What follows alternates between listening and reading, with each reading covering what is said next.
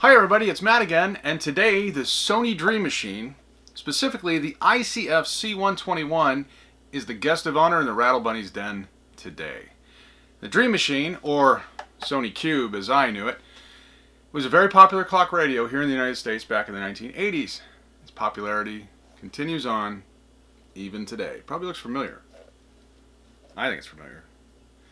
I think it's dirty, but it's familiar. See it, here we go.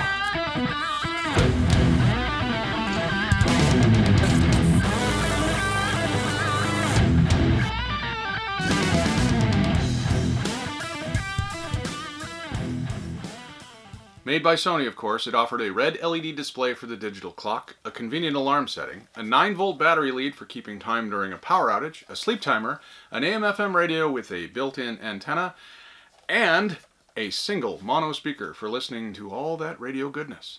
Weighing in at a massive 25 ounces or so, this 4.5-inch cube of timekeeping was all a high school kid needed for all those required wakeable moments of life. Either waking to the blaring, pulsating alarm or the radio, it soon became automatic to reach over and silence the offending noisemaker by pressing the snooze bar. And like most sleep timers of the day, the Dream Machine would turn on the radio for 59 blissful minutes at the press of the sleep button. And should the user want to enjoy silence before the sleep timer turned off, he or she would simply press the snooze bar to turn it off. This one right here was found in the woods behind our house. Yeah, in the woods. The other day. My wife and I found it, which is pretty cool. How it got there, I don't know. Your guess is as good as mine. My theory is that somebody decided they needed to practice their hammer throw with this little cube and grabbed it by the cord, swung it around their head, and threw it as far as they possibly could. But sadly, we may never know why this was abandoned. This little piece of history, this cute little cube was abandoned in the woods of Maine. So, as you can plainly see though, and I can definitely smell, this thing is in a little bit more need than just some simple TLC. I don't even know if this can be saved. We haven't opened it yet. I don't know what's going on inside it. And it might just become salvage, but hey, you know what? Let's give it a go anyway, right? Wait a minute. Is that skunk? I hope that's not skunk. That's... Ooh.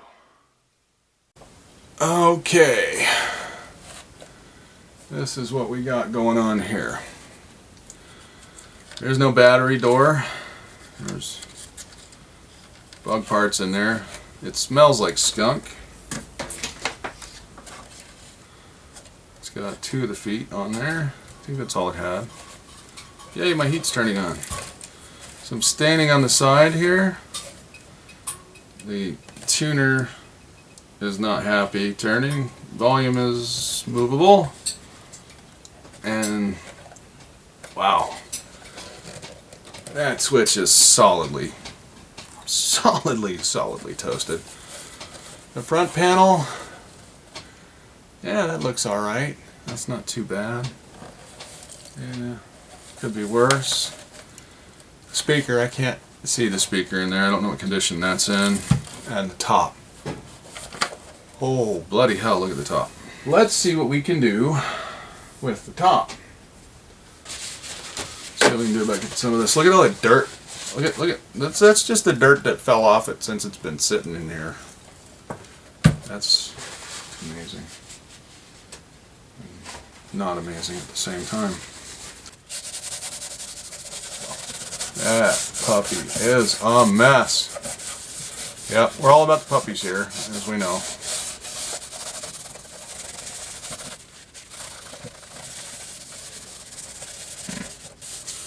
Alright, this is not going to get perfect. I'm just trying to get some of the dirt off the outside. We definitely have some yellowing on this thing.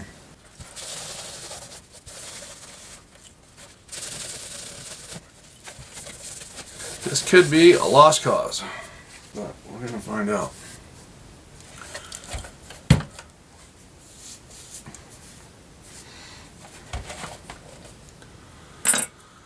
Okay. I need to point something out here. These videos are not really meant to be an educational kind of deal. I'm not a professional electronics engineer. I don't pretend to be.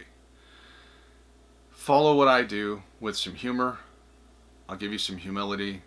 Use a grain or two of salt and an overfilled pressurized tank of caution. Seriously, it is definitely possible to get yourself seriously injured or killed if the proper precautions are not taken. It's also possible to cause a horrific fire-filled tragedy if you hook up mains power in the wrong way. That's no joke.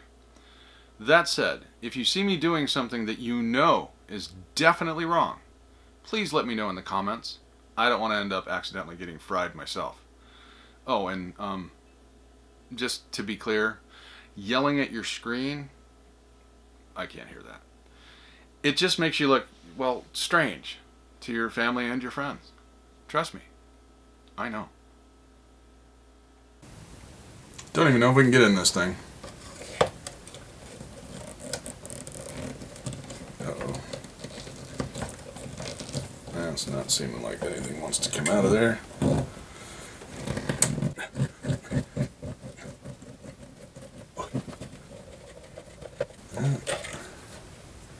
Might have got one free.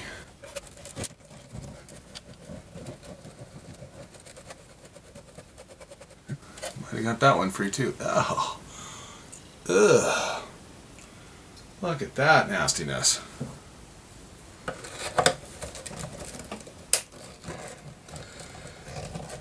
Love the snap of virgin screws.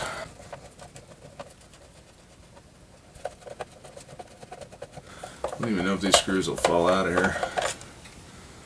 One left. Ew, more grossness. Yeah, it definitely smells like skunk. Oof. We could have something that came out of a skunk's den. Do skunks need alarm clocks too? This is how far I'm willing to go. I'm one of those folks that believes in not throwing away things that will damage the environment. Anything that has electrolytic capacitors in it will definitely damage the environment, given enough time. Let's see what we can do here. You know what, before we do that, I've just thought that we need to do something totally insane.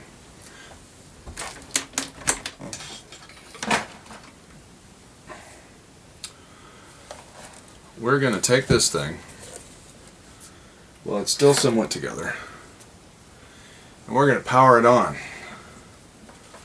and see what it does. Okay, so power cable. Just so you know, that side, as you can see, if I can get rid of the glare, that side is thicker than that side. You see the difference in the two prongs? This is called a keyed power cable. Since the 1950s, power plugs or mains plugs on most single-phase appliances are keyed or polarized depending on how you think of it. There's one small blade and one larger one. This makes it so the plug can only go into the power socket in one orientation. Prior to the 1950s, the prongs on the power plugs were the same size. This often resulted in the chassis of radio sets and even lamps to become energized with 120-volt mains. This could at the very least give you a large nasty shock, and in some cases it could and did kill people. In the event that you're replacing a power cord on a modern appliance, remember these helpful guidelines. Large equals neutral, small equals hot. So the hookup goes large side to negative, small side to positive at the board end. Just to be clear. And let's plug it in. Ready? Here we go.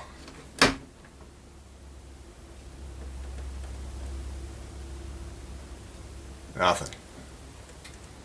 Absolutely nothing. It's possible this thing is toast. Alright, let's see if we got the screws out of the bottom. 2 screws came out. Not sure which 2. That one's out. That one's out. These are not.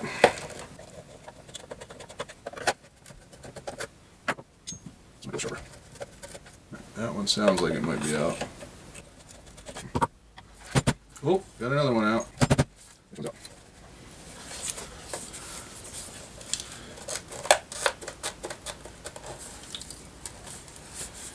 Alright, we must have got it partly out anyway.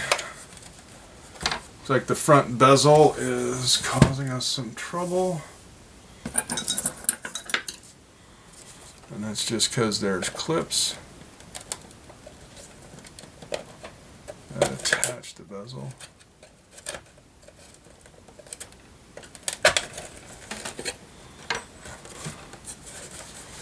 To the top. Hey, if you want to see more of what I do here, go ahead and smash that subscribe button. And if you like what I do, give me a thumbs up. If you don't like it, give me a thumbs down. And like the Aussies say, you know, you guys, how ridiculous. I love that channel. They're really good. Get the bell on. Plate. Yes. Here we go. I think we got it open. Okay, are you ready? Are you ready to see what this thing looks like? Let's get you tight in there. Alright, here we go. Oh yes, that is just lovely. Look at that beautifulness. Lots of caps in here.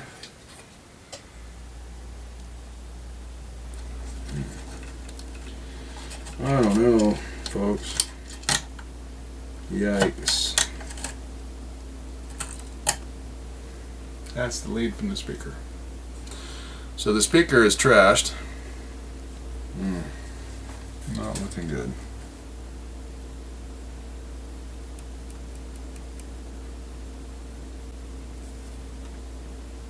Very sad.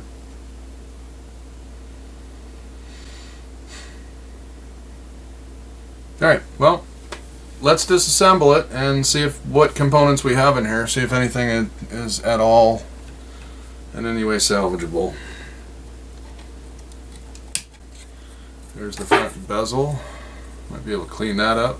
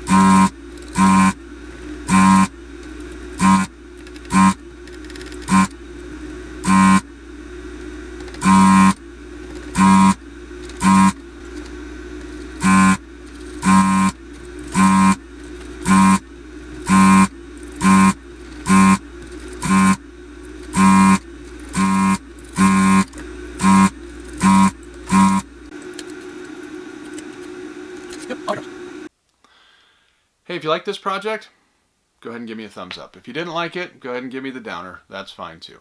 If you noticed I missed something, you have a suggestion or a different way to do things, go ahead and drop that in the comments. I really do enjoy reading all the comments, and I respond to all the constructive comments I get. And to keep up with my work, go ahead and hit that subscribe button. And to get notified, do what the guys on How Ridiculous would suggest that you do it. I'll leave a link to their channel down below as well. And get the bell on. The bell icon gets you notified every time a new video is released. Also, please consider donating to the channel. Broken electronics are what I seek, but interesting working items would be gladly accepted too. Also, if you'd like to become a channel patron, I have a page set up on patreon.com. The link is below. And right now, you could be my very first patron. Or for a one-time donation, please consider clicking on the PayPal link on my channel page. All in all, I think that this is easily one of Sony's most successful lines of clock radios. In fact, a modernized version of this unit is currently for sale on Amazon.com. I'll leave a link in the description. And as always, thanks for watching.